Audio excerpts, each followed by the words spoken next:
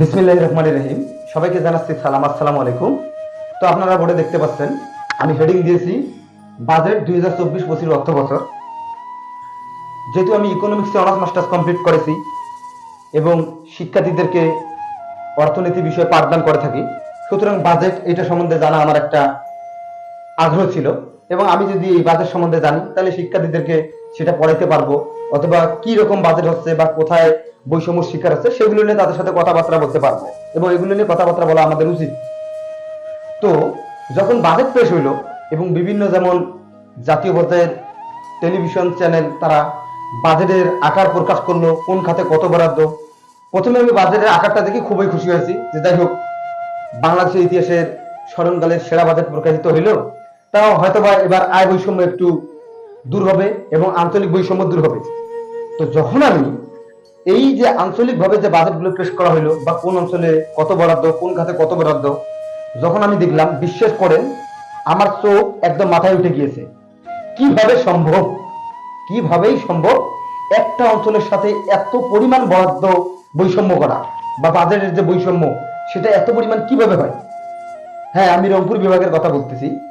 এখানে আমি প্রথমে আপনাদেরকে একটা কথা জানিয়ে রাখতেছি, যেহেতু আমি পড়াশোনা করেছি বেগম রোকেয়া বিশ্ববিদ্যালয়ে এবং এবার বাজেটের বিশাল একটা অংশ বরাদ্দ দেওয়া হয়েছে শিক্ষা এবং প্রযুক্তি খাতে। কোন খাতে? শিক্ষা এবং প্রযুক্তি খাতে বিশাল একটা অঙ্ক বরাদ্দ দেওয়া হয়েছে। সেই হিসেবে বেগম রোকেয়া বিশ্ববিদ্যালয় শিক্ষার ক্ষেত্রে পড়ে। মজার বিষয় হলো এই বেগম রোকেয়া বিশ্ববিদ্যালয়ে 2024-25 অর্থ বছরের বাজেটের বরাদ্দ মাত্র 1 লাখ টাকা। কয় লাখ টাকা? 1 লাখ টাকা। এই যে কিছুদিন আগেও আমরা একটা কোচিং থেকে একটা প্রোগ্রাম করলাম, সেখানে আমাদের বাজেট ছিল 4 লক্ষ টাকা। তার মানে বেগম রোকেয়া বিশ্ববিদ্যালয় কি আমাদের কি ওই কোচিং এর চেয়ে ছোট? এবং বাংলাদেশের যে বিভিন্ন কিন্ডারগার্টেন স্কুল আছে এবং গ্রামীণ পর্যায়ে যে স্কুলগুলো আছে সেগুলোতে তো তারা তো নিজস্ব ফান্ড থেকে 2, 4, 5, 6, 8 লক্ষ টাকা খরচ করে তো তারা বিভিন্ন ধরনের পুনর্মিলন করেন বা বিভিন্ন ধরনের অনুষ্ঠান করে। তাহলে সেখানে একটা বিভাগীয় একটা শহরের একটা বিশ্ববিদ্যালয়, পাবলিক বিশ্ববিদ্যালয়, পূর্ণাঙ্গ একটা পাবলিক বিশ্ববিদ্যালয়, যেখানে 22টি ডিপার্টমেন্ট রয়েছে, 10,000 প্লাস শিক্ষার্থী রয়েছে এবং প্রায় 200 জন শিক্ষক রয়েছে, সেখানে কিভাবে 1 লক্ষ টাকা বাজেট দেয়? আসলে এটা কি তাচ্ছিল্য করা না? হ্যাঁ, এখন আমাদের কথা হচ্ছে বেগম রোকেয়া বিশ্ববিদ্যালয় কর্তৃপক্ষ এই বাজেটকে অস্বীকার যে করতেছে না বা এই বাজেট যে প্রত্যাখ্যান করতেছে না, কেন সেটা আমার জানা নেই, সেটা তারাই জানে। তবে আমার উচিত তারা এই বাজেটকে প্রত্যাখ্যান করা। 1 লক্ষ টাকা আসলে এটা কোনো বাজেটের মধ্যেই পড়ে না। আরেকটি গুরুত্বপূর্ণ বিষয় নিয়ে আমি কথা বলবো, সেটা হচ্ছে এবছর রংপুর সিটি কর্পোরেশনের জন্য কোনো বরাদ্দ দেওয়া হয়নি। তার মানে কি, রংপুর অনেক একটা ভালো একটা সিটি কর্পোরেশন, সেখানে কোনো অসুবিধা নাই, বা এই রংপুর সিটি কর্পোরেশনে যেসব মানুষ বসবাস করে তাদের জীবনযাত্রার মান খুবই উন্নত। এই বছর বাজেট না দিলেও হয়তো বা রংপুর অনেক ভালোভাবে চলবে, তাদের চিন্তা ভাবনা এটা। কিন্তু আদৌ কি তাই? এই যে রংপুর বিভাগের যে প্রাণ কেন্দ্রে একটা শ্যামা সুন্দরী খাল রয়েছে, এই শ্যামা সুন্দরী খালটা যে পরিচর্যা করবে বা ময়লা যে পানি আছে বা বিভিন্ন ধরনের বজ্র পদার্থ এগুলো যে নিষ্কাশন করবে, তার জন্য কিন্তু বিভিন্ন ধরনের যে স্বেচ্ছাসেবী সংগঠন তারা কিন্তু এগিয়ে এসেছিল। রংপুর সিটি কর্পোরেশন কিন্তু কোনো বরাদ্দ দিতে পারে নাই। তাহলে এখানে কি অবস্থা একটা আপনারাই বুঝুন। এবং রংপুর বিভাগের অঞ্চলের অবস্থা কি অথবা রংপুর সিটি কর্পোরেশনের অবস্থা কি একবার এসে দেখে গেলে হয়তো বা বোঝা যাবে যে কি। আরো একটা বিষয় দেখলাম যে রংপুর বিভাগের বিশেষ করে দিনাজপুর এবং কুড়িগ্রামে এবার কোনো বাজেট দেয়নি। কেন কুড়িগ্রামের বাজেট দিল না? এর কারণ হচ্ছে কুড়িগ্রাম অনেক উন্নত। আসলে আমি তো কুড়িগ্রামের মানুষ, কি বলবো, একটু পরে এসেছি, তার আগে আর কয়েকজনকে কথা শোনাই। প্লিজ আপনারা মনে কিছু নেবেন না, আমি যাদেরকে বলবো। এই যে এখানে দেখতে পাচ্ছেন বাজেট পেশ করছে কে? অর্থমন্ত্রী আবুল হাসান মাহমুদ। অর্থাৎ প্রথম বাজেট পেশ করছে অর্থমন্ত্রী আবুল হাসান মাহমুদ। তার বাড়ি কোথায় জানেন? তার বাড়ি হচ্ছে দিনাজপুর। এখন সেই দিনাজপুরে বাজেট দেয়নি। তিনি যখন বাজেটটা পেশ করলো তার আগে কি তার হাতে কাগজপত্র আসে নাই বা এগুলো নিয়ে কি আলোচনা হয় নাই? অবশ্যই আলোচনা হয়েছে, ব্যাপক আলোচনা হয়েছে। কারণ একটা বাজেট কিন্তু একদিনে পেশ হয় না। এই বাজেট পেশ করার জন্য বিভিন্ন ধাপ আছে, বিভিন্ন বৈঠক করতে হয়, বিভিন্ন মন্ত্রণালয়ের সাথে চুক্তি করতে হয়। তিনি কি তখন দেখে নাই যে তার যে একটা জন্মভূমি, তিনি যেখান থেকে তিনি নির্বাচিত হয়েছে সেই দিনাজপুর, সেখানে যে বাজেটে কোনো বরাদ্দ নেই, তিনি কি সেটা দেখেন? আসলে এই যে এইরকম যে বৈষম্য শিকার হইলো, আপনি কেন বাজেট পেশ করলেন?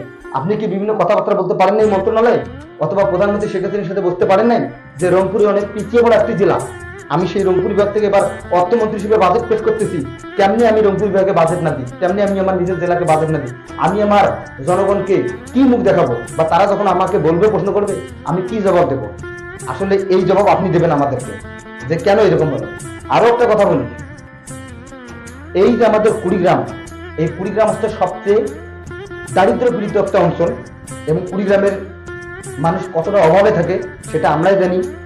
কুড়িগ্রামের চিলমারি, তারপরে হচ্ছে উলিপুর, কুড়িগ্রাম সদর, সবখানেই কিন্তু মঙ্গা। এবং আমিও যেহেতু একটা মঙ্গা পীড়িত অঞ্চল থেকে এসেছি, আসলে মঙ্গা কি, দুঃখ কি, কষ্ট কি, কুড়িগ্রামের মানুষ কতটা অবহেলিত জীবনযাপন করে, শুধু 5-7 দিন যারা বাজেট পেশ করেন তারা গিয়ে থাকিয়েছে, বুঝতে পারবেন যে কুড়িগ্রামের অবস্থা কি। কেন কুড়িগ্রামে বাজেট দেওয়া হলো না? কেন দেওয়া হলো না? একজন নাগরিক হিসেবে আমার এটা জানার দরকার যে কুড়িগ্রামে এই জন্য বাজেট দেওয়া হইলো না যে কুড়িগ্রামে অনেক শিল্প কলকারখানা আছে, বা কুড়িগ্রামের মানুষ অনেক উন্নত হয়েছে, সবাই মনে করেন যে চাকরিজীবী, তাদের বাজেট না দিলেও হবে। এখন আমি আসল কথায় আসি, রংপুরকে কেন এইভাবে বৈষম্য স্বীকার করা হলো? রংপুর কি বাংলাদেশের বাইরে না বাংলাদেশের ভিতরে? অবশ্যই বাংলাদেশের ভিতরে। রংপুর বিভাগ কি মুক্তিযুদ্ধের সময় অংশগ্রহণ করে নাই? অবশ্যই মুক্তিযুদ্ধের সময় রংপুর বিভাগের গুরুত্ব ছিল অপরিসীম। যদি আমি বলি 1971 সালে প্রথম যে শহীদ হয়েছিল 12 বছর বয়সী সেই ছোট ছেলেটি, সেই মিছিলে যে বুক পেতে দিয়েছিল, শহীদ শঙ্কুর সমস্যা, তার বাসা কথায় রংপুরে। সেই কৃষক আন্দোলন থেকে শুরু করে 1971 সালে মুক্তিযুদ্ধ পর্যন্ত আমাদের এই রংপুর বিভাগের অনেক কৃতি সন্তানের অবদান ছিল অনিষ্কার্য।